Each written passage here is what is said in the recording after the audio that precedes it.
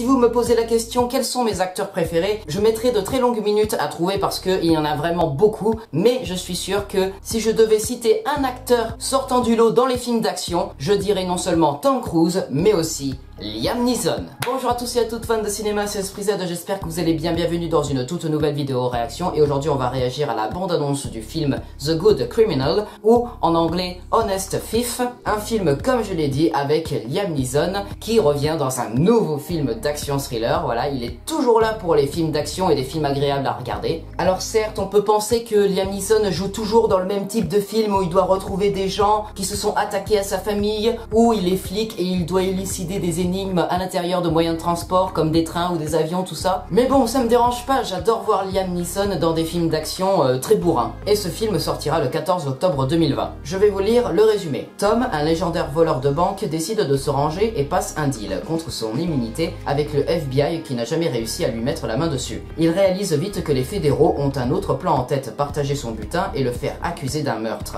Pris au piège, pourchassé par la police et le FBI, il décide de reprendre les choses en main et se lance dans une vengeance explosive. Attention, dans une vengeance explosive, ce qui veut dire ouh, Michael Bay, grosse explosion de partout. Sauf que c'est pas Michael Bay qui réalise. On va découvrir cette bande-annonce tout de suite. Lumière, moteur, ça tourne, arrêt, action, générique.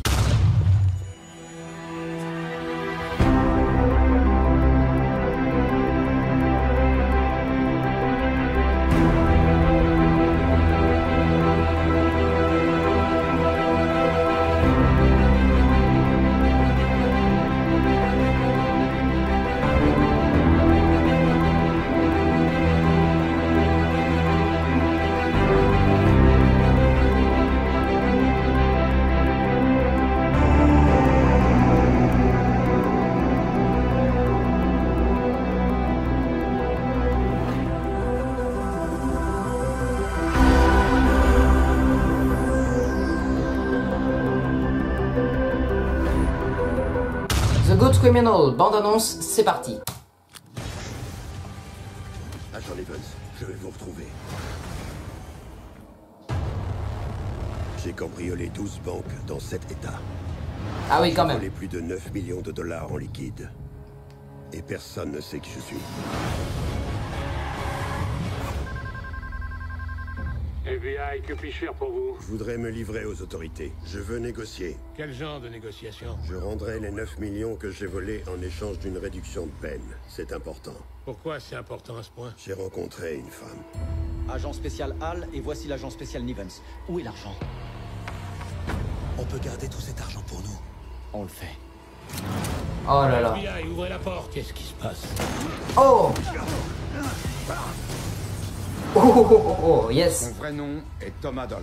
C'était un marine spécialisé en explosifs. Pour ne pas être accusé du meurtre de leurs collègues, ces agents me poursuivront et me lâcheront pas. Ma petite amie, elle avait rien à voir avec tout ça. Oh merde. Je vais vous retrouver. Yes. Oh, oh, oh. Je veux être innocenté, ce qui implique des aveux complets de votre part.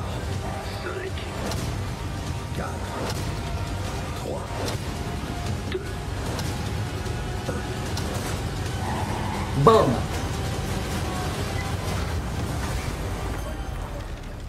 Vous êtes prêts à avouer? Oui.